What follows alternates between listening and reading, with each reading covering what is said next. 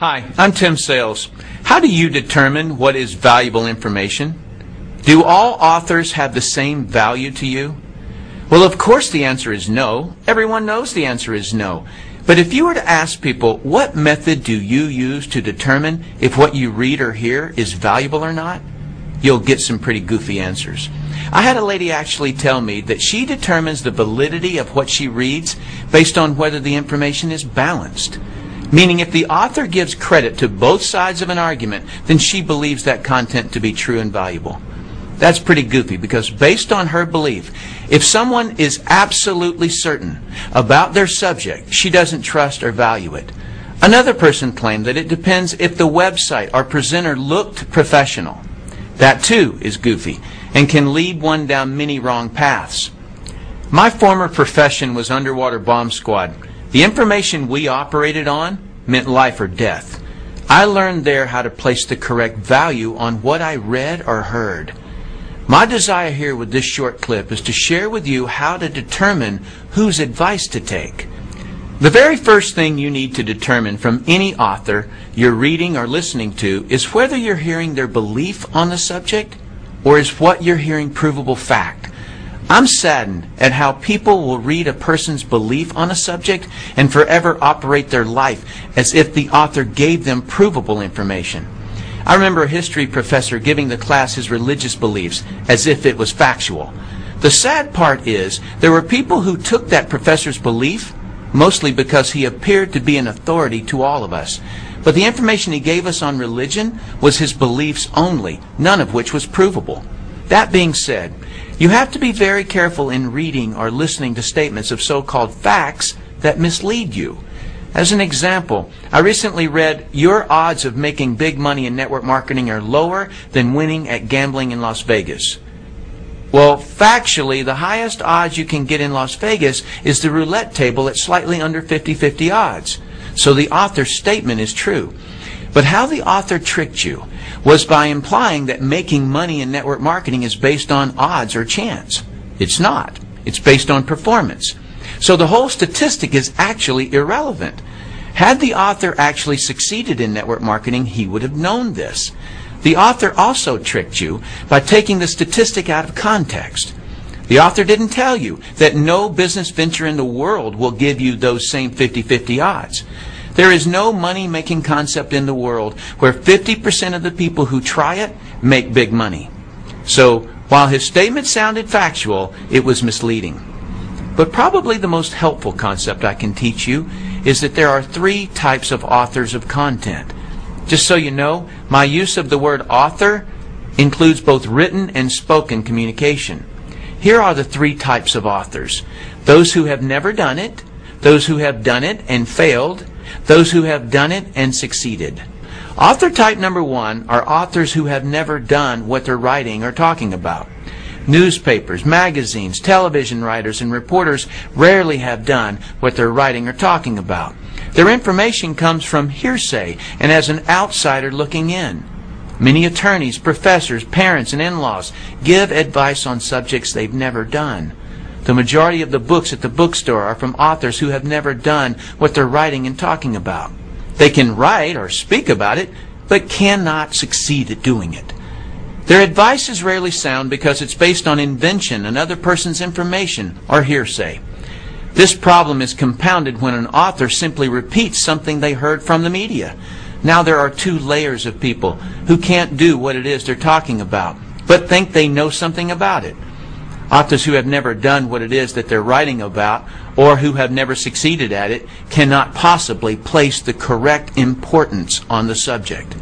You can always identify authors who have never done it because their content is slightly or grossly off the correct subject. As an example, I read a web article claiming that multi-level marketing success was mathematically impossible. Do you see what I mean about authors writing about what they've never done? He completely missed the subject. And as for his mathematical theory, that's like claiming that it's scientifically impossible for a bumblebee to fly. Has it ever occurred to that author to just look? The MLM industry sells $109 billion worth of products and thousands of people earn millions of dollars. Plus the oldest MLM company is still growing. Author type number 2 are authors who have failed at what they're writing or talking about. When someone has failed at what they write or talk about, it is common for them to be critical of the subject and those who do it. When someone is critical of something, they are inclined to find fault with it. Why? Because something about the subject is a complete mystery to them, and they feel inadequate.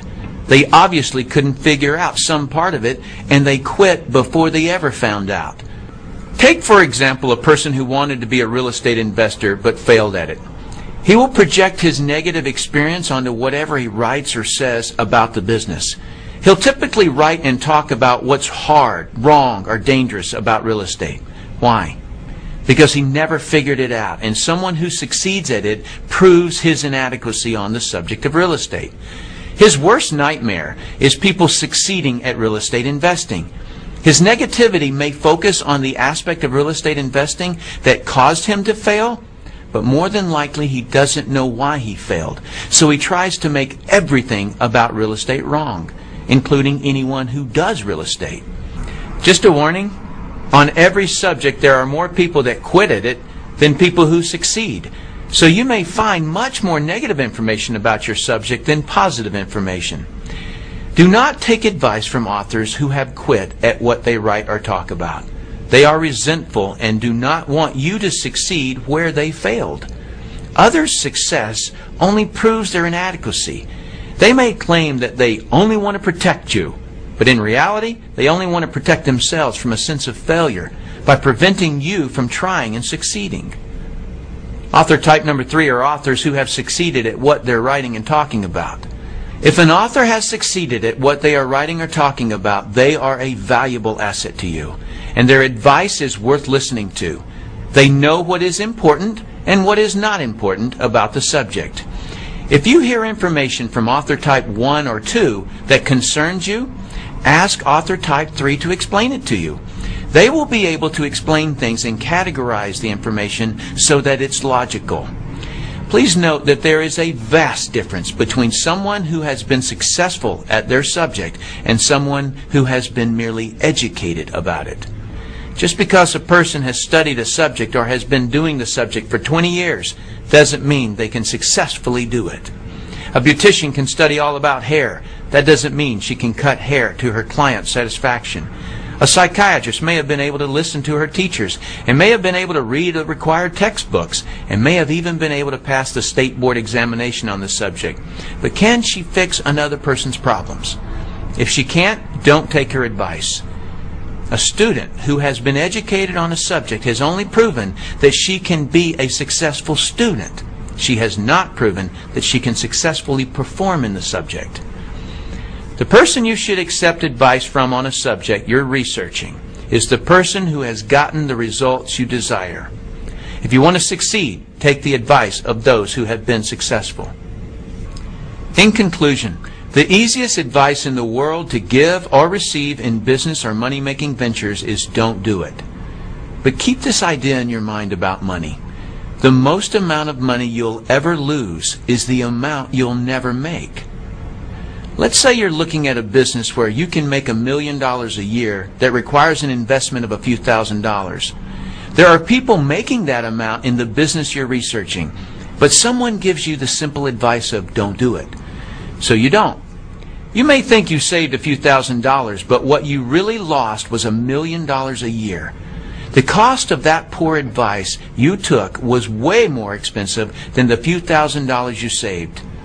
If you read a website or listen to someone that is recommending you not do a particular business, just ask them for a better alternative where the same return is available. And of course, don't take their advice unless they've succeeded in the business they're recommending. I personally do not have a stake in what you choose to do in network marketing. But being someone who has been financially successful, it's heartbreaking to me how many people are stopped or derailed by some author who doesn't know what they're talking about and shouldn't be giving advice on something they haven't been able to succeed at. Thanks for watching this clip. I hope this information helps you to determine whose advice to take. I'm Tim Sales.